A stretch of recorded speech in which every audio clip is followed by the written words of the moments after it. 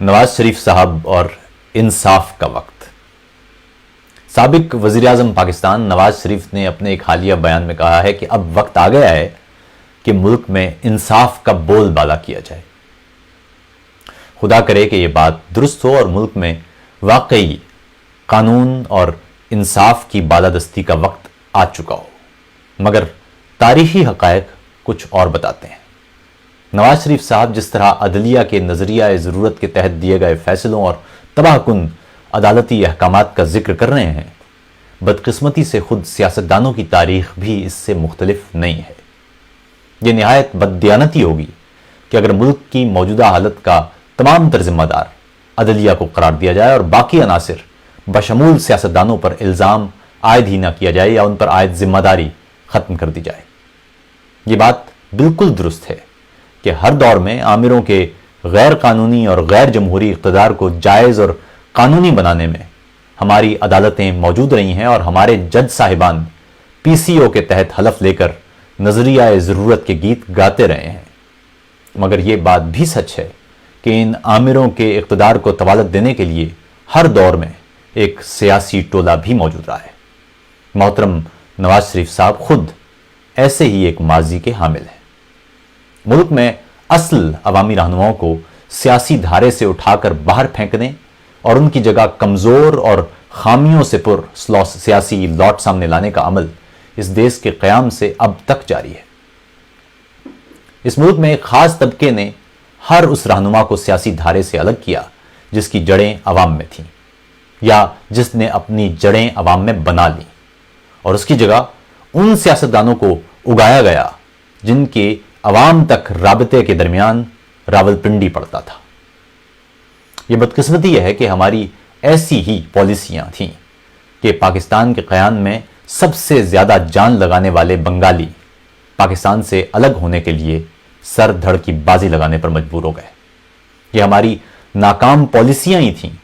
کہ ملک میں بلوچ، سندھی، مہاجر، سرائکی، پشتون، قبائلی اور جانے کون کون سے خانوں میں اس وقت یہ دیش بڑھ چکا ہے اور کسی نہ کسی انداز کی نرم یا سخت، شائستہ یا تلخ شکایت کرتا ملتا ہے۔ نواز شریف صاحب ابھی کچھ ماہ قبل تک ملک کے وزیر اعظم تھے اور ان کے سامنے لوگ اٹھائے جاتے رہے، لاپتہ ہوتے رہے، جبکہ ان افراد کی بازیابی یا کسی جرم کی صورت میں ان پر مقدمات قائم کرنے کی راہ اپنانے کی بجائے خود نواز شریف صاحب کے وزیر داخلہ ان اقدامات پر پردہ پوشی کرتے رہے، بلکہ کئی مقامات پر وہ ان اقدامات کی حمایت تک کرتے رہے۔ نواز شریف صاحب اس بیچ نہیں بولے۔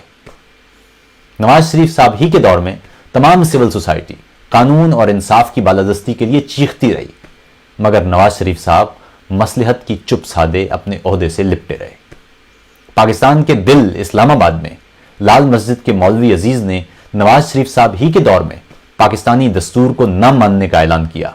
ہزاروں انسانوں کے قاتل اور مذہب امن کے تشخص کو بگاڑنے والی دہشت گرد تنظیم داعش کی بیعت کی، اور پوری سول سوسائٹی کے چیخنے کے باوجود نواز شریف حکومت ہی کے وزیر داخلہ چودھری نثار علی خان صاحب ثبوت نہیں ہے کہ تختی کے ساتھ دستور کو گالی دینے والوں کی حمایت کرتے رہے۔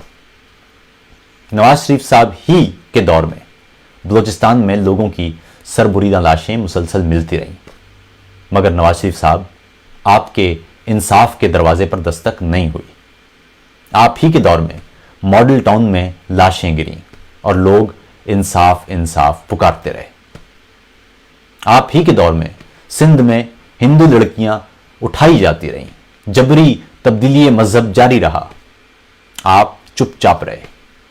آپ ہی کے دور میں کراچی کی عورتیں ماورائے آئین و قانون اپنے پیاروں کی تصاویر لہراتی رہیں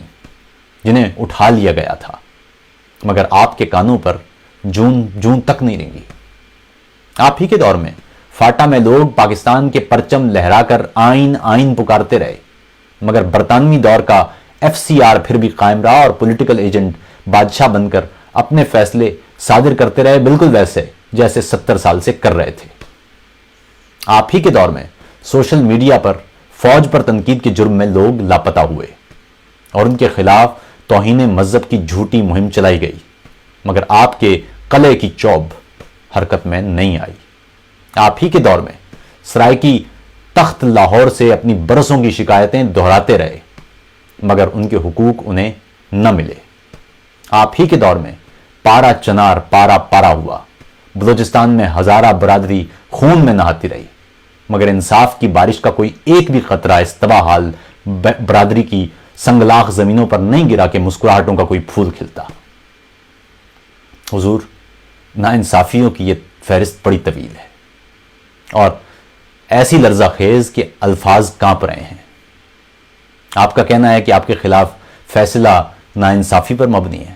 جس کے بارے میں آپ کا خیال ہے کہ وہ چند ہی ہفتوں میں سنا گیا، مگر ان ہزاروں افراد کا کون سوچے گا جو جیلوں میں بند ہیں اور ان کی درخواستیں سننے والا کوئی نہیں، نہ کوئی جج نہ کوئی وکیل۔ حضور، اس قوم نے آپ کو ایوان میں اس لیے بھیجا تھا کہ شاید اس بار آپ اپنے ماضی سے کچھ سبق سیکھ چکے ہوں اور اس بار قوم کے ووٹ کی عزت اور لاج رکھنے میں کامیاب رہیں، مگر بدقسمتی سے یہ قوم ویسی ہی بدقسمتی کا شکار رہی۔ آپ کہتے ہیں کوئی طاقت آپ کو اس تمام تر ناانصافی کو روکنے میں ناکام بناتی رہی۔ یہ عوام کیسے یقین کریں گے کہ آپ دوبارہ بھی اقتدار میں پہنچ گئے تو بھی وہ طاقت آپ کو نہیں روک پائے گی۔ حضور، آپ کو کم از کم یہی یاد ہونا چاہیے کہ حکومت اب بھی آپ ہی کی ہے۔ وزیر اعظم شاہد خاقان عباسی آپ ہی کی جماعت کے رہنما ہیں۔ اگر آپ کی اپنی جماعت کے وزیر اعظم اور پاکستان کے سب سے بڑے صوبے کے وزیر اعلیٰ کی موجودگی میں بھی آپ اتنے بے بس ہیں تو پھر کیا یہ بہتر نہیں ہوگا کہ قوم کسی ایسے شخص کو اقتدار میں لائے جو اتنا بے بس نہ ہو، جو کم از کم پوری ذمہ داری سے اپنی کوتاہیوں پر معافی مانگ سکے، جو کم از کم پوری قوت کے ساتھ اپنے دستوری اختیارات استعمال کرنے کی کوشش کر سکے، اور اگر کوئی اسے یہ اختیار استعمال کرنے سے روکے تو قوم سے خطاب کر کے کم از کم مطلع کر دے۔ حضور، یقین مانیے میں روح کے اندر تک جمہوریت پر یقین رکھنے والا شخص ہوں اور جمہوریت کو ہی اپنے ملک کی ترقی کا واحد راستہ سمجھتا ہوں، کیونکہ دستور میں یہی لکھا ہے۔ مگر مجھ جیسا شخص بھی یہ سمجھنے سے قاصر ہے کہ اگر عوام کا نمائندہ وزیر اعظم اور سربراہ حکومت ہی ناانصافی کا رونا رو رہا ہو تو اس ریاست میں ایک عام انسان کی زندگی کس نہج پر پہنچ چکی ہوگی۔ آپ اب ایک تحریک شروع کرنے والے ہیں، ضرور کیجئے، شوق سے کیجئے، مگر جب تک آپ میں اتنی اخلاقی جرت نہیں کہ آپ کھل کر قوم کو بتا سکیں کہ آپ بے بس کیوں تھے، آپ کو بے بس کس نے کیا، اس وقت تک کم از کم آپ کی تحریک کا فقط میں کم از کم اسے ایک سیاسی ملاکھڑا ہی سمجھوں گا، اسے سنجیدہ نہیں لے سکوں گا۔